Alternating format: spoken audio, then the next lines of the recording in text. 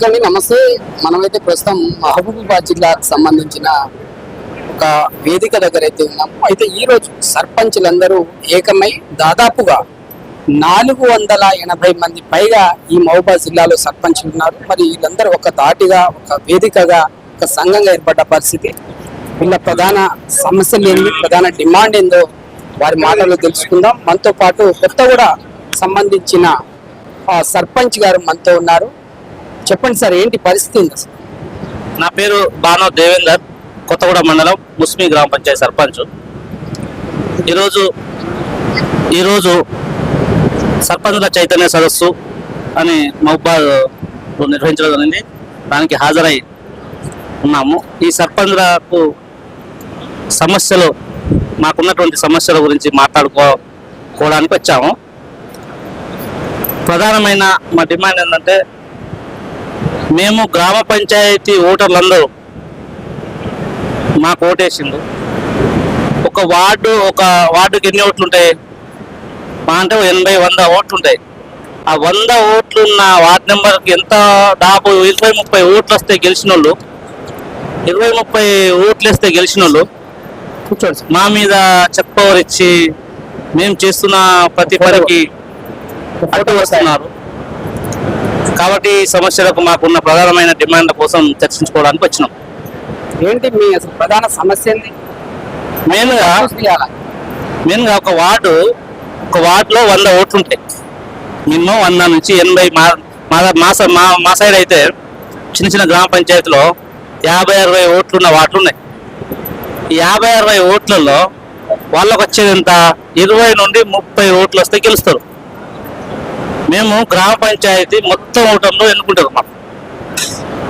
మేము గ్రామ పంచాయతీ మొత్తం ఓట్లతో గెలిచిన వాళ్ళ మీద ఈ ఉప సర్పంచ్ చెక్కోవర్ వల్ల మా మీద యజమాసి పెత్తనం చెలాయిస్తున్నారు. దాన్ని మేము ఖండిస్తూ ఈరోజు ప్రధానంగా ఈ డిమాండ్ కోసమే. ప్రధానంగా డిమాండ్ ఒక 5 డిమాండ్లు పెట్టినాము. అందులో ఒకటి ఉప సర్పంచులకు చెక్కోవర్ తీసేయడం ఒకటి. రెండోది సర్పంచులకు గౌరవ వేతనంగా 30,000 ఇవ్వాలని. ఎందుకంటే సిబ్బందులకే మేము 9,500 ఇస్తున్నాం, మాకు 6,500 తీసుకుంటున్నాం. ఇప్పుడున్న సర్పంచ్ పదవీ కాలంలో చాలా మీటింగ్లు, చాలా సదస్సులు అన్నిటికీ హాజరవడం జరుగుతుంది. కాబట్టి తిరుగులు ఎక్కువ ఉన్నది, సమస్యలు ఎక్కువ ఉన్నాయి, పనిచేసులు ఎక్కువ ఉన్నది. మాకు కూడా గౌరవంగా వేతనంగా 30,000 ఇవ్వాలని డిమాండ్ చేస్తున్నాం. మూడోది, ప్రతి నెల ఒకరోజు కలెక్టర్ వారు సర్పంచులతోనే గ్రీవెన్స్ లెక్క సర్పంచులను ఒక రోజు పెట్టి సమస్యల మీద మాట్లాడడానికి ఒక సమయం, నెలకు ఒక రోజు సమయం కేటాయించాలని 3వ డిమాండ్గా వచ్చింది. నాలుగవది, ఈ మధ్యలో గతంలో ఏం జరిగిందో ఏమో తెలియదు కానీ సీసీ ఛార్జీలని, కరెంటు బిల్లు, స్ట్రీట్ లైట్ బిల్లులు వేస్తున్నారు. ఒక్కొక్క గ్రామ పంచాయతీకి పెండింగ్ 10 లక్షలు, 20 లక్షలు, 30 లక్షలు పెండింగ్ ఉన్నాయి. ఆ ఫండ్ వచ్చేది కూడా అంత లేదు. కాబట్టి ఈ సీసీ ఛార్జీలు, కరెంటు బిల్లులు ఏవైతే ఉన్నాయో కేంద్రం నుంచి నిధులు వచ్చాయా, రాష్ట్రం ఇప్పటివరకు అయితే 15th ఫైనాన్స్ కమిషన్ డబ్బులు వచ్చాయి. కేంద్రం నుంచి నిధులు వచ్చాయి, రాష్ట్రం నుంచి ఇంకా ఏం రాలేదు. రీసెంట్ గా జూన్ లో కేంద్రం నుంచి 15th ఫైనాన్స్ లాస్ట్ విడత పడ్డది ఒకటి. దాని కూడా పెట్టారు. మరి యాప్లో నడుస్తుంది. ఏదైనా మేరీ పంచాయతీ, గ్రామ స్వరాజ్ యాప్లలో ఆన్లైన్ లో మొత్తం చూపిస్తాను. బ్యాంకులో పోయి చెక్ చేస్తే డబ్బులు లేవు. సో లాస్ట్ టైం నా గ్రామ పంచాయతీకి 5,51,000 బ్యాలెన్స్ ఉందని చూపిస్తాను. కానీ బ్యాంకులో పోయి చూపిస్తే లేవు. మరి అది మండలాధికారులు తీసుకున్నారా, జిల్లాధికారులు తీసుకున్నారా, రాష్ట్ర అధికారులు తీసుకున్నారా తెలియదు. అయితే బ్యాలెన్స్ లేదు. అధికారులతో కూడా ఇబ్బంది అంటున్నారు. ఏమి ఇబ్బంది వస్తుంది అధికారులు? ఇప్పుడు ఇది చేయాలి, ఈ పని చేయాలంటారు. అక్కడ హోల్డ్లో పెడతారు డబ్బులు. ఏ పని చేసినా మాకు జిఎస్టీ బిల్ అడుగుతారు. ఇప్పుడు ఏ పని చేసినా మాకు ఎంపీ రికార్డులు ఉంటాయి. దీనిలో దొంగతనం ఏం లేదు, దాచుకునేది ఏం లేదు. బరాబర్గా పని చేస్తాం. వాటికి సంబంధించిన బిల్లు, జిఎస్టీ బిల్లులు గతంలో మామూలు బిల్లులు, రోడ్ల మీద దొరికే బిల్లులు పెట్టినా డబ్బులు. కానీ ఇప్పుడు అట్లా లేదు, పరిస్థితి మారిపోయింది. ఆన్లైన్ వచ్చింది. ప్రతి ఒక్కరు మన జీపీకి ఎంత డబ్బులు వస్తున్నాయి, ఏం ఖర్చులు అవుతున్నాయని సెల్ ఫోన్లోనే చూసుకుంటున్నాడు. ఈ రోజుల్లో మేము ఫ్రాడ్ చేయడానికి ఏం లేదు.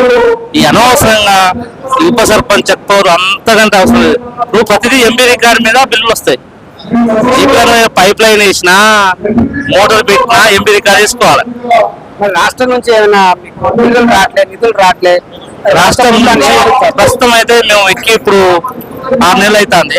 ఎస్ఎఫ్సి ఫండ్ అయితే రాలేదు. ఇది అందరికీ తెలుసు. ఆల్రెడీ అన్ని యాప్ లో చూపిస్తుంది.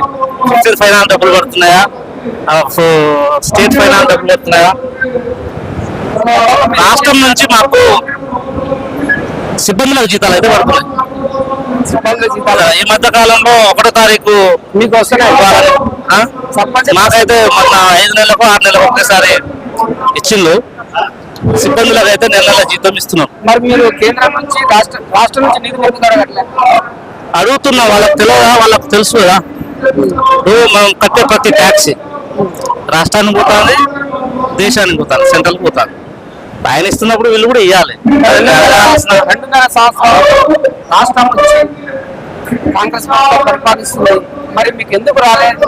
అదే అర్థమైతే లేదు. మేము ఇప్పుడే కొత్తగా వచ్చినాం కాబట్టి తెలుసుకున్నాం. నేను కూడా కాంగ్రెస్ పార్టీ సర్పంచ్. మా ప్రభుత్వం మీద నేను తెలియక మాట్లాడలేము. కాకపోతే సరే ఈ డబ్బులు వచ్చినాయి కదా, వాడుకుంటాను కదా అని చూస్తున్నాం. కావచ్చు ఇస్తే మంచిది, ఇవ్వాలని కోరుకుంటున్నాను. ఎందుకంటే ఇప్పుడు వర్షాకాలం వచ్చింది, చాలా పనులు ఉంటాయి.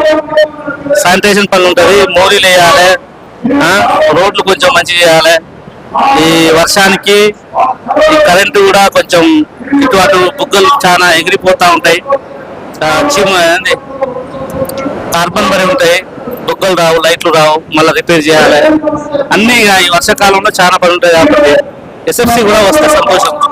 చివరికి ఉన్న సర్పంచ్లకు, గ్రామ పంచాయతీ సంబంధించిన కార్యకర్తలకు మీ యొక్క ఆలోచన ఏ విధంగా చెప్తారు?